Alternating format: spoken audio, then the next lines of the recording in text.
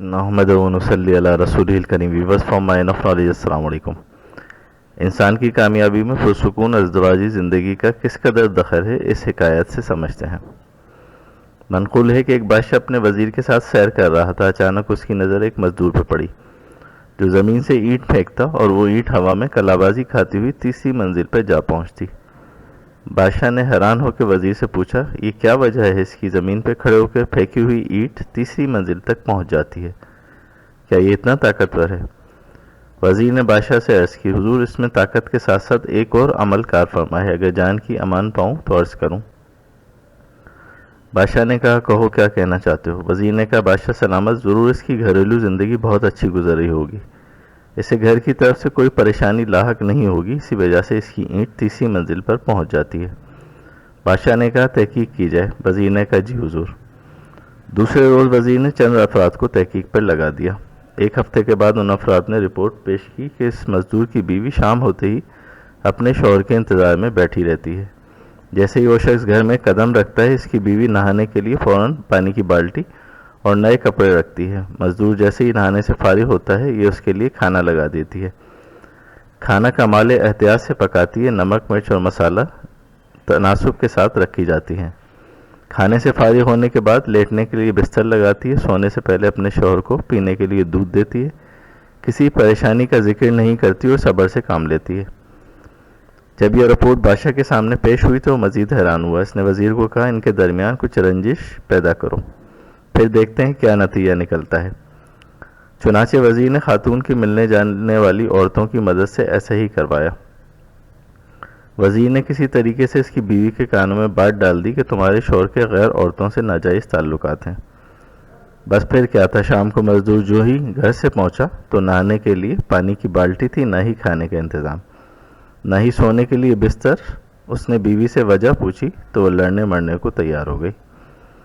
مزدور نے بہت صفائی پیش کی، لیکن بیوی تھی کہ ماننے کے لیے تیار ہی نہ تھی۔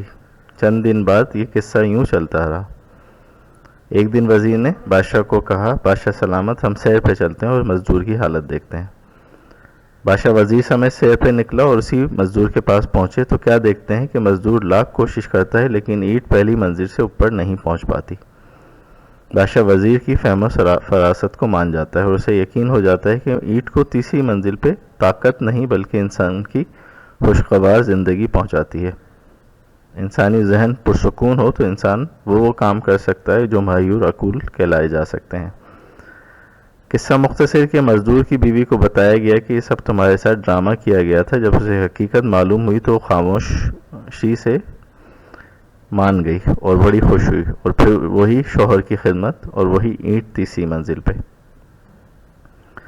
حقیقت یہی ہے، جو شخص گھریلو پریشانیوں سے دور ہے اور جن کے گھر میں خوشحالی ہے، وہ اپنی دنیاوی زندگی کو احسن طریقے سے سر انجام دیتے ہیں اور کاروباری مشغلے ہوں یا تجارتی، ان میں ترقی کی منزلیں طے کرتے ہیں۔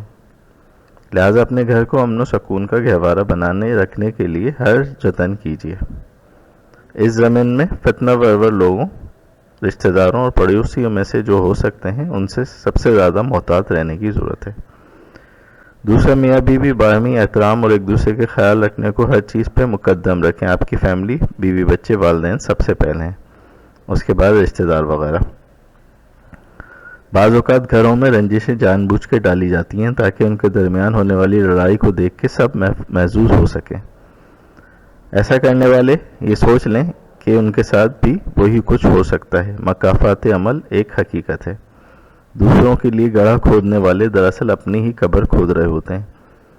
یہ قتل قانون قدرت ہے، جو بوگے وہی کاٹو گے۔ اس لیے محبت بوئیں تاکہ محبت ہی کاٹ سکیں۔ قرآن پاک میں فتنے کو قتل سے زیادہ سخت قرار دیا گیا ہے، اور حدیث مبارکہ میں رسول اللہ صلی اللہ علیہ وآلہ وسلم نے فرمایا، جو میاں بیوی میں جدائی ڈالنے کی کوشش کرے اس زمین میں تو وہ ہم میں سے نہیں ہے، حدیث کا مفہوم ہے۔ لہذا فتنہ پرور لوگوں، خصوصاً رشتہ داروں اور پڑوسیوں سے زیادہ محتاط رہنے کی ضرورت ہے۔